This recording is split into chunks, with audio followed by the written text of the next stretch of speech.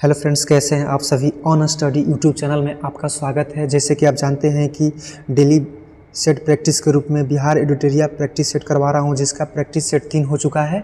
आज हम लोग देखेंगे प्रैक्टिस सेट 4। ठीक है, तो चलिए शुरू करते हैं आज का ये सेशन। देखिए, पहला क्वेश्चन है, आज देखते हैं। पहला क्वेश्चन है कि जनगणना 2011 के अनुसार सर्वाधिक साक्षरता दर वाला केंद्र शासित प्रदेश कौन सा है। तो इसका सही आंसर हो जाएगा आपको आंसर ऑप्शन बी हो जाएगा। ठीक है, सर्वाधिक साक्षरता लक्षद्वीप का है, जिसका साक्षरता दर 91.8 है, 91.8% है। ठीक है, लेकिन अगर राज्यों में सर्वाधिक साक्षरता दर पूछेगा तो आपको हो जाएगा केरल हो जाएगा, केरल हो जाएगा। ठीक है, केरल का साक्षरता दर आपको 94% याद रखना है। ठीक है, चलिए आगे चलते हैं। 2 नंबर क्वेश्चन है कि जनगणना 2011 के अनुसार बिहार के किस जिले में सर्वाधिक शिशु लिंगानुपात पाया जाता है। ठीक है, इसका सही आंसर ऑप्शन हो जाएगा ऑप्शन सी हो जाएगा, किशनगंज हो जाएगा। ठीक है, सर्वाधिक शिशु लिंगानुपात किशनगंज का है, जबकि न्यूनतम पूछेगा तो वैशाली हो जाएगा, न्यूनतम वैशाली हो जाएगा, याद रखिएगा वैशाली हो जाएगा। और ऐसे बिहार में लिंगानुपात 935 से, याद रखिएगा बिहार में लिंगानुपात 935 से 1000 पुरुष पे 935 महिलाएं हैं। चलिए आगे देखते हैं। 3 नंबर क्वेश्चन है कि ISFR रिपोर्ट 2021 के अनुसार बिहार में सबसे कम वन आवरण वाला जिला कौन सा है। तो इसका सही आंसर हो जाएगा ऑप्शन डी हो जाएगा, शेखपुरा। ठीक है, सबसे कम वन आवरण जिला शेखपुरा हो जाएगा, और सबसे अधिक पूछेगा तो वो हो जाएगा आपको कैमूर, याद रखिएगा। ठीक है, चलिए आगे चलते हैं।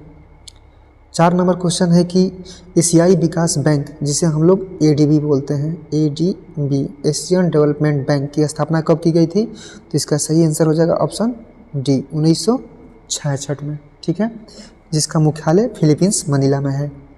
आगे देखते हैं 5 नंबर क्वेश्चन। निम्नलिखित में कौन सा जोड़ा सही सुमेलित नहीं है।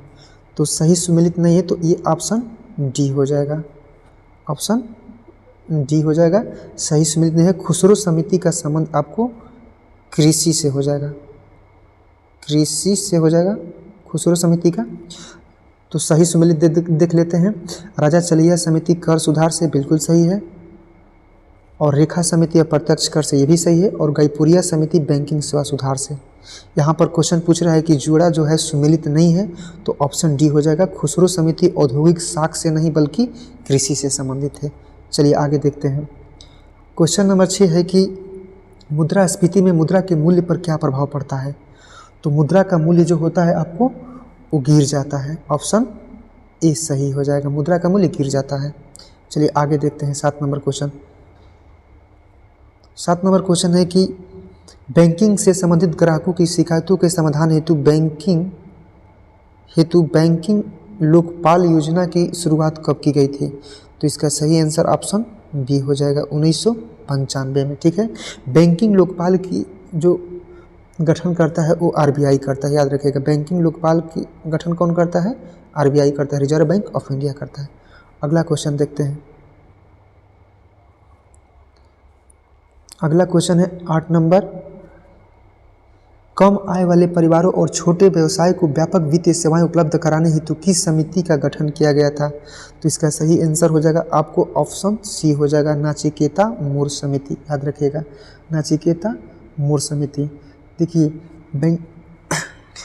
विमल जलान समिति जो होता है वो नए बैंकों के परमिट देने हेतु हो गया था, और उर्जित पटेल समिति का संबंध मौद्रिक नीति हेतु हो जाएगा। ठीक है, याद रखिएगा। चलिए आगे देखते हैं 9 नंबर क्वेश्चन। कृषि और ग्रामीण विकास बैंक हेतु ऋण प्रदान करने वाला देश की शीर्ष संस्था कौन सा है। तो इसका सही आंसर हो जाएगा ऑप्शन सी हो जाएगा, नाबार्ड हो जाएगा। नाबार्ड की स्थापना 12 जुलाई 1982 को हुआ था, 12 जुलाई 1982 को। यह कृषि ऋण देने वाला एक बैंक है जिसका मुख्यालय मुंबई में है। ठीक है, आगे देखते हैं 10 नंबर क्वेश्चन।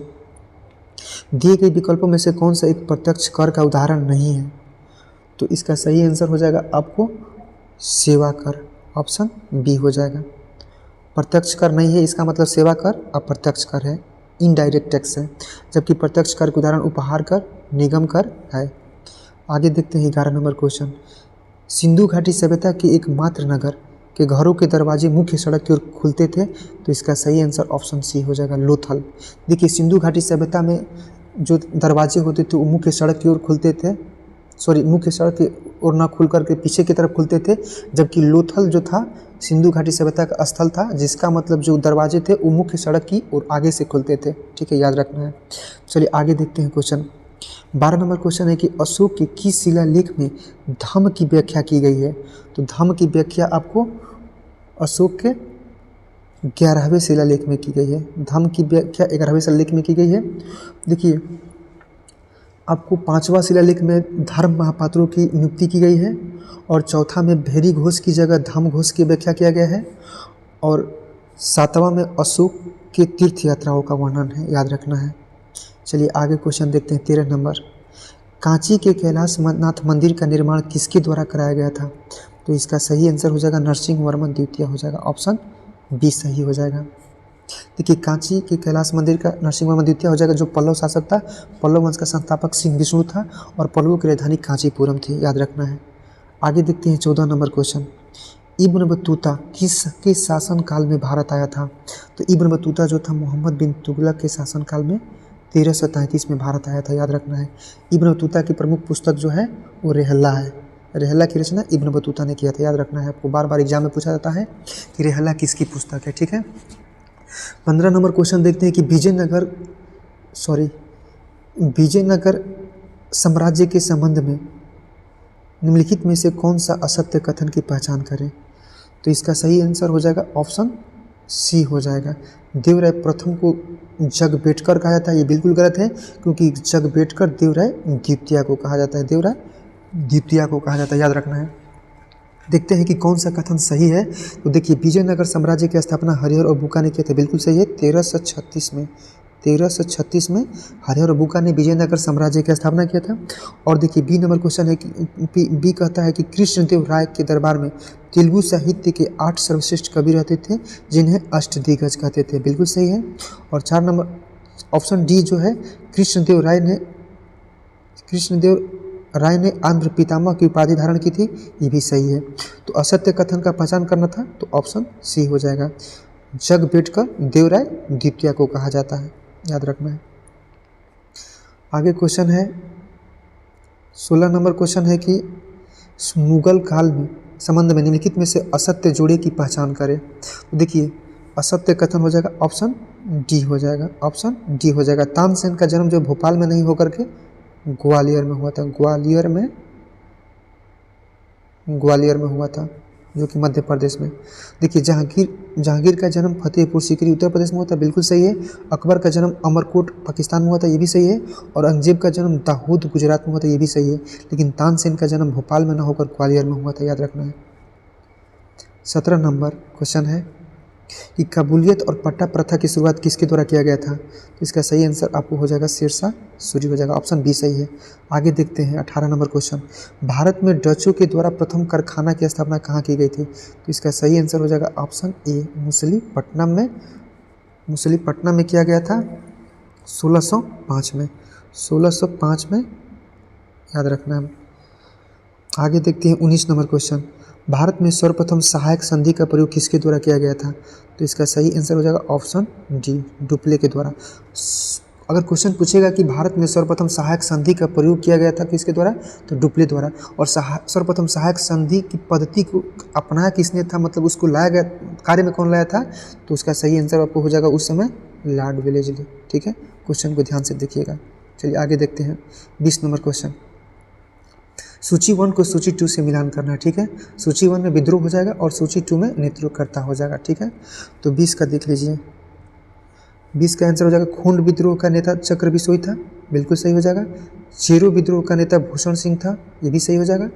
और रामोसी विद्रोह के चिथर सिंह सही हो जाएगा।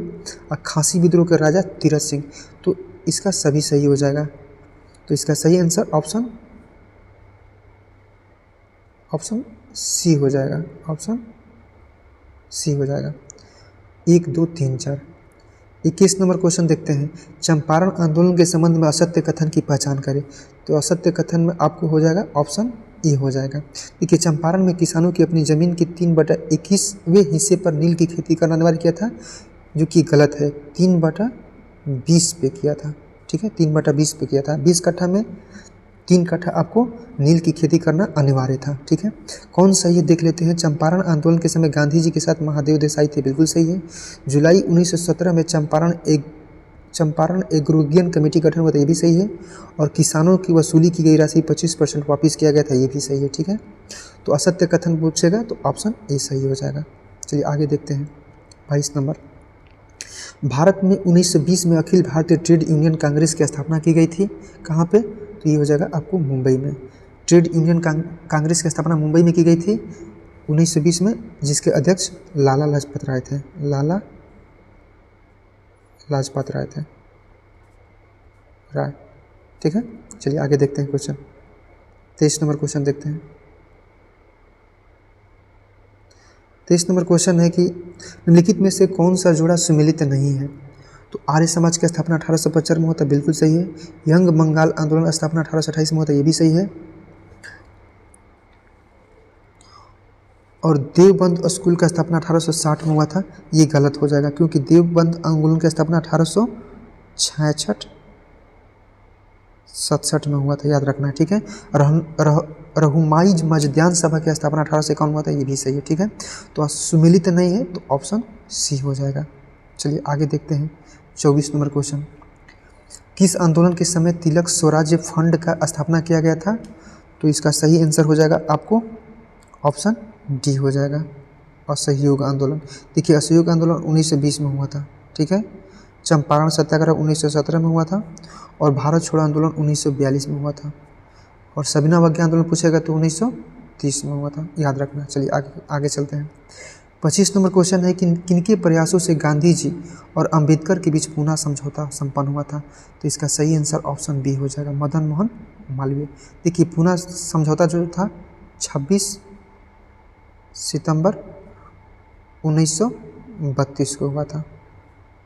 26 सितंबर 1932 को हुआ था। आगे चलते हैं। 26 नंबर क्वेश्चन। निम्न में से कौन सा विषय समवर्ती सूची के अंतर्गत शामिल है। तो इसका सही आंसर हो जाएगा ऑप्शन ए। ऑप्शन ए सही हो जाएगा, जनसंख्या नियंत्रण और समाचार पत्र हो जाएगा। ठीक है, और शिक्षा भी समवर्ती सूची में आता है।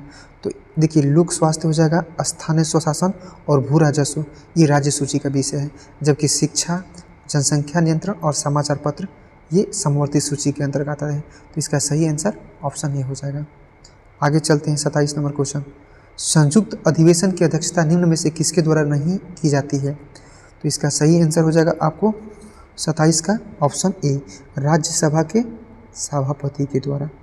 ऑप्शन ए सही हो जाएगा। देखिए, संयुक्त अधिवेशन की अध्यक्षता राज्यसभा के उपसभापति कर सकता है, लोकसभा का अध्यक्ष कर सकता है, और लोकसभा के उपाध्यक्ष कर सकता है। देखिए, इसकी अध्यक्षता 118 के 3 के तहत लोकसभा अध्यक्ष करता है, और संयुक्त अधिवेशन को बुलाता कौन है। तो राष्ट्रपति बुलाता है 108 के तहत। ठीक है, अनुच्छेद 108 के तहत, याद रखना है, अनुच्छेद 108 के तहत राष्ट्रपति बुलाता है। आगे चलते हैं। 28 नंबर क्वेश्चन। जनजातीय क्षेत्रों के प्रशासन संबंधी उपबंध संविधान के किस अनुसूची में है। तो इसका सही आंसर हो जाएगा आपको ऑप्शन सी, 6ठी अनुसूची में है। ठीक है, 28 का सी हो जाएगा। 29 नंबर क्वेश्चन है कि भारतीय संविधान के किस अनुच्छेद में संवैधानिक उपचारों के अधिकार प्रदान किया गया है। तो अनुच्छेद 32 में। देखिए, अनुच्छेद 32 को भीमराव अंबेडकर ने संविधान की आत्मा कहा था। ठीक है,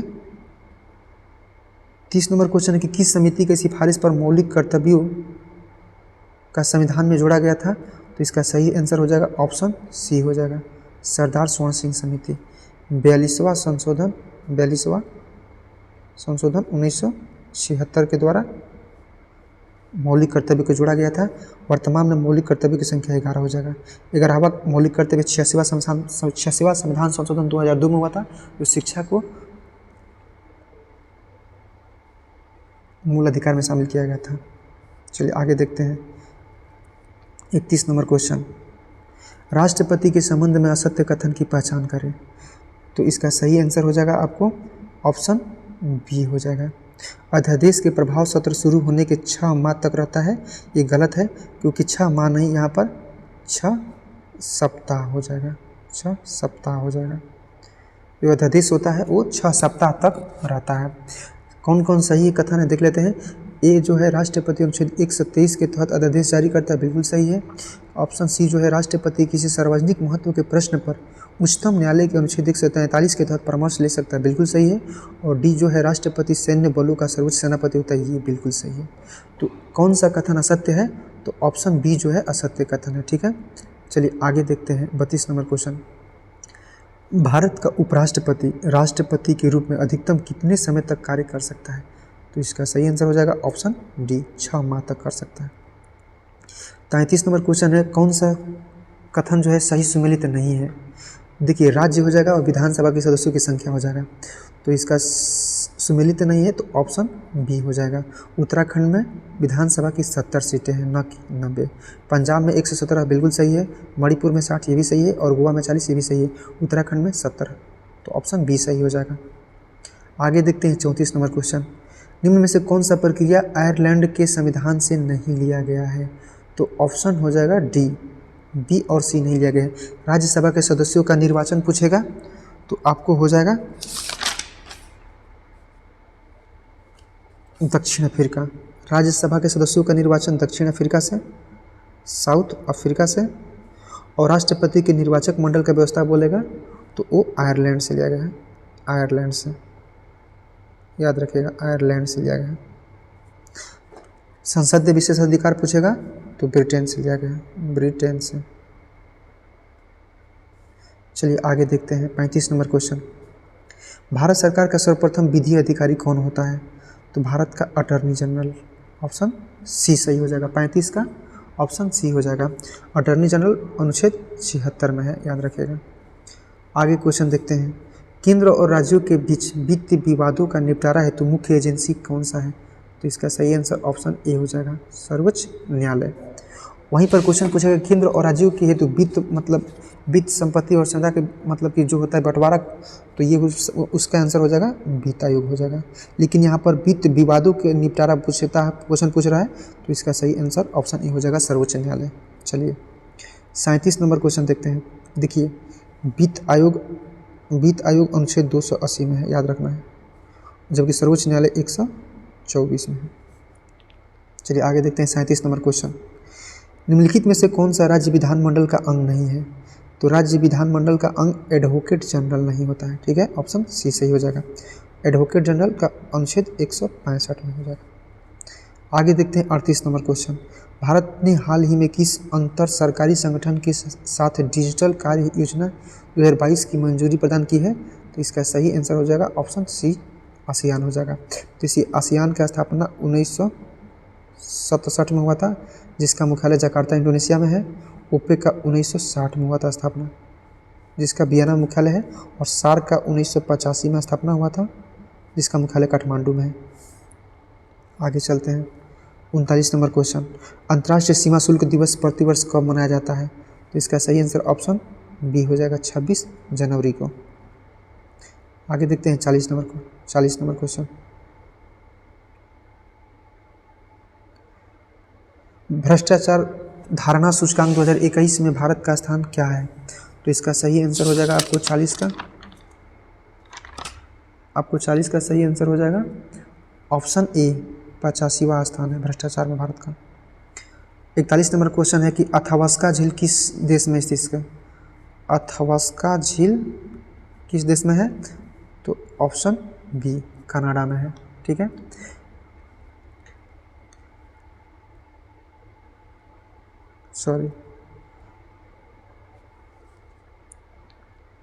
देखिए 42 नंबर क्वेश्चन है कि निम्नलिखित में से कौन सा पर्वत चोटी भारत में स्थित है, तो इसका सही आंसर हो जाएगा आपको नंगा पर्वत, ऑप्शन सी, 42 का सी हो जाएगा। एवरेस्ट नेपाल में है।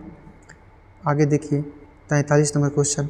नदियों के किनारे बसे नगरों का कौन सा युग्म सम्मिलित नहीं है, तो देखिए रोम जो है टाइबर नदी किनारे सही है, बर्लिन स्प्री सही है, क्यू निपर सही है, लिवरपूल राइन नहीं होगा, लिवरपूल आपको मर्सी नदी किनारे है, मर्सी, याद रखिएगा मर्सी नदी के किनारे है, ठीक है। तो ऑप्शन डी सुमेलित नहीं है। आगे देखते हैं 44 नंबर, निम्नलिखित में से कौन सा दर्रा त्रिवेंद्रम और मदुरई के बीच संपर्क मार्ग प्रदान करता है? तो ये आपको हो जाएगा त्रिवेंद्रम, तो ये सिनकोट दर्रा हो जाएगा, ऑप्शन बी सही हो जाएगा। 44 का ऑप्शन बी हो जाएगा। देखिए थाल घाट जो है वो नासिक को मुंबई से जोड़ता है, भोर घाट पुणे को मुंबई से जोड़ता है, और पाल घाट जो है कोयम्बटूर को कोचीन से जोड़ता है, याद रखिएगा। आगे देखते हैं क्वेश्चन 45 नंबर, निम्नलिखित में से किस नदी का मुहाना चिनाब नदी का नहीं है? तो इसका सही आंसर हो जाएगा ऑप्शन ए, ब्यास का जो मुहाना है चिनाब का नहीं है, जबकि सतलज, रावी और झेलम का है। आगे क्वेश्चन देखते हैं 46 नंबर, ग्रीष्म ऋतु में होने वाली वर्षा को कहाँ पर आम्र वर्षा के नाम से जानते हैं? तो इसका सही आंसर हो जाएगा आपको ऑप्शन सी, केरल प्लस में कर्नाटक में भी कहा जाता है, कर्नाटक भी हो जाएगा, याद रखिए कर्नाटक में भी। 47 नंबर क्वेश्चन देखते हैं कि लाल मिट्टी का लाल रंग किस कारण से होता है? तो ऑप्शन सी हो जाएगा, लौह ऑक्साइड के कारण। आगे देखते हैं 48 नंबर क्वेश्चन, कर्नाटक का कोलार खान किस खनिज पदार्थ हेतु प्रसिद्ध है? तो इसका सही आंसर ऑप्शन डी हो जाएगा, सोना के लिए। 49 नंबर क्वेश्चन है कि स्वेज नहर निम्नलिखित में से किनको मिलाती है? तो स्वेज नहर भूमध्य सागर को लाल सागर से मिलाती है, ऑप्शन ए सही हो जाएगा। आगे देखते हैं 50 नंबर क्वेश्चन, 50 नंबर क्वेश्चन है कि निम्नलिखित राज्यों में से किसे भारत का कोहिनूर कहा जाता है? तो भारत का कोहिनूर आंध्र प्रदेश को कहा जाता है। निम्नलिखित में से कौन सा एक सदिश राशि नहीं है? तो सदिश राशि दाब नहीं है, दाब एक अदिश राशि है, जबकि विस्थापन, त्वरण, आवेग, बल, संवेग, वेग सभी सदिश राशि हैं। आगे क्वेश्चन है 52 नंबर, निम्नलिखित में से कौन सा उपकरण ध्वनि ऊर्जा को विद्युत ऊर्जा में परिवर्तित करता है? तो ध्वनि ऊर्जा को विद्युत ऊर्जा में आपको माइक्रोफोन करता है, ऑप्शन ए सही हो जाएगा। लाउड स्पीकर विद्युत ऊर्जा को ध्वनि ऊर्जा में करता है, सितार यांत्रिक ऊर्जा को ध्वनि ऊर्जा में, और विद्युत मोटर जो होता है विद्युत ऊर्जा को यांत्रिक ऊर्जा में, ठीक है। चलिए आगे देखते हैं 53 नंबर क्वेश्चन, भू अस्थायी उपग्रह पृथ्वी से लगभग कितनी ऊंचाई पर स्थापित किए जाते हैं? तो इसका सही आंसर ऑप्शन सी हो जाएगा, 36,000 किमी। अगला क्वेश्चन है 54 नंबर, दिए गए विकल्पों में से कौन सा प्राथमिक सेल का उदाहरण है?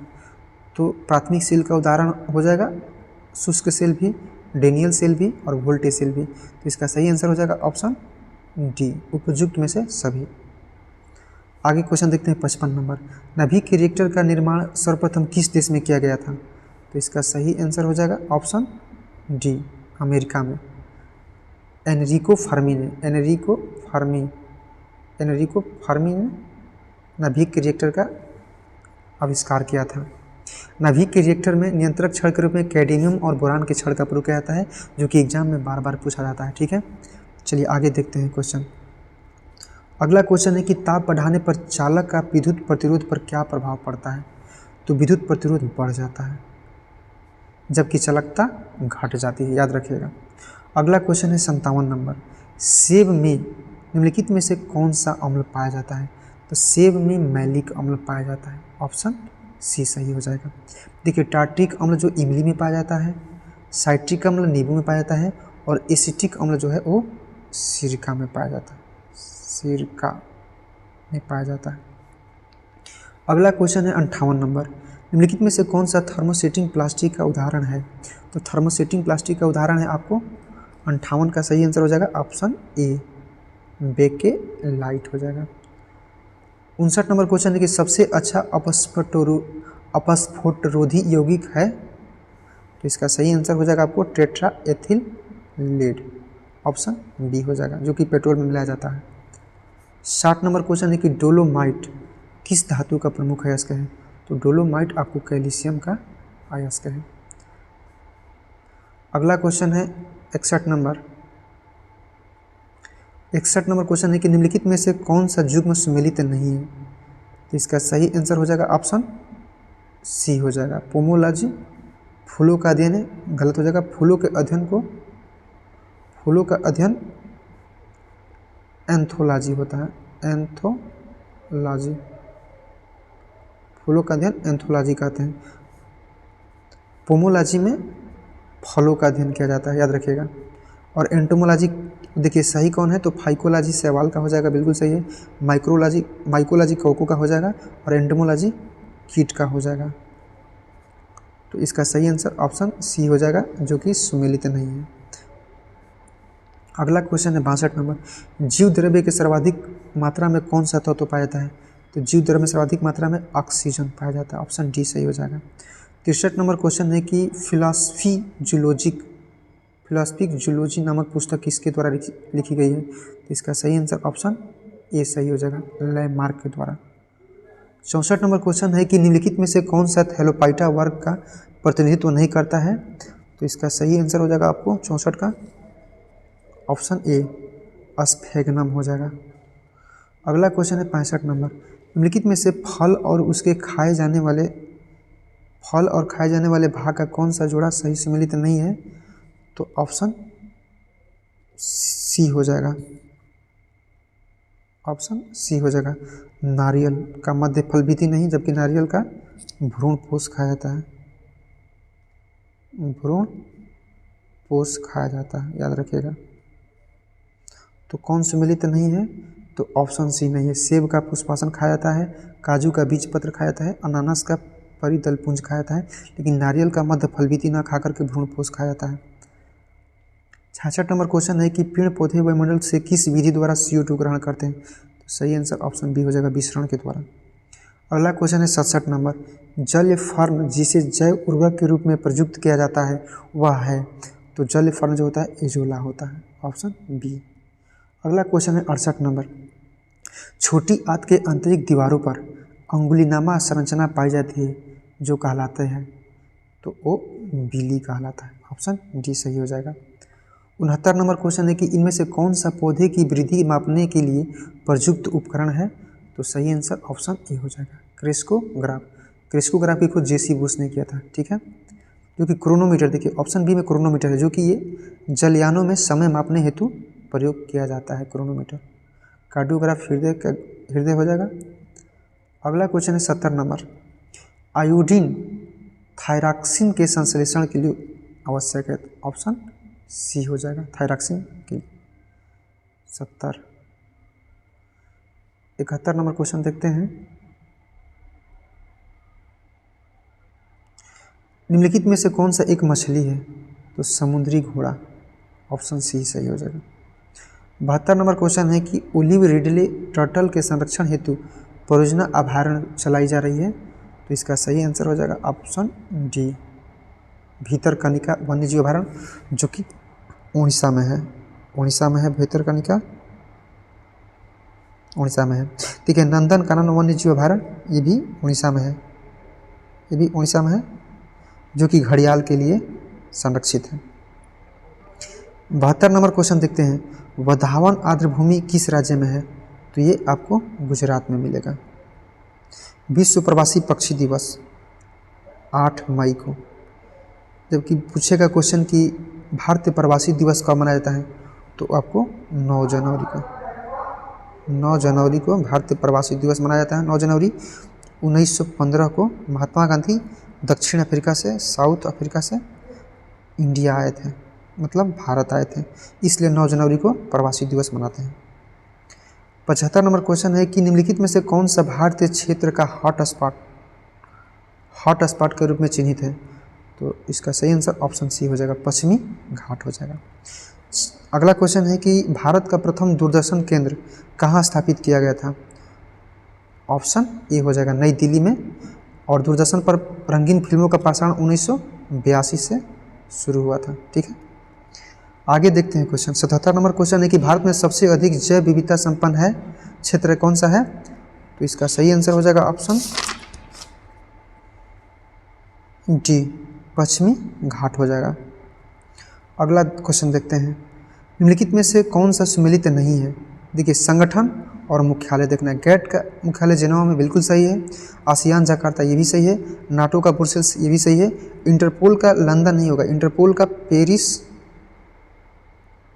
फ्रांस होगा, पेरिस होगा। ठीक है, देखिए स्थापना देखिए, गेट का स्थापना 1947 में हुआ था। ठीक है, आसियान का 1967 में हुआ था, नाटो का 1949 में हुआ था और इंटरपोल का 1923 में हुआ था। 1923 में हुआ था। ठीक है, तो देखिए कौन सम्मिलित नहीं है, तो ऑप्शन डी सम्मिलित नहीं है। इंटरपोल का मुख्यालय लंदन ना होकर पेरिस होगा। 79 नंबर क्वेश्चन देखते हैं, विश्व में सर्वाधिक निर्वाचक संख्या वाला देश कौन सा है, तो ऑप्शन ए हो जाएगा भारत। विश्व में सबसे अधिक निर्वाचक संख्या वाला देश भारत हो जाएगा। आज का अंतिम क्वेश्चन है कि न्याय दर्शन के संस्थापक कौन थे, तो इसका सही आंसर हो जाएगा ऑप्शन ए, महर्षि गौतम। ठीक है दोस्तों, तो आज का ये प्रैक्टिस सेट 4 था जो कि समाप्त हुआ। कैसा लगा आज का ये सेट, ज़रूर आप लोग कमेंट में रिप्लाई दीजिएगा। ठीक है, जय हिंद।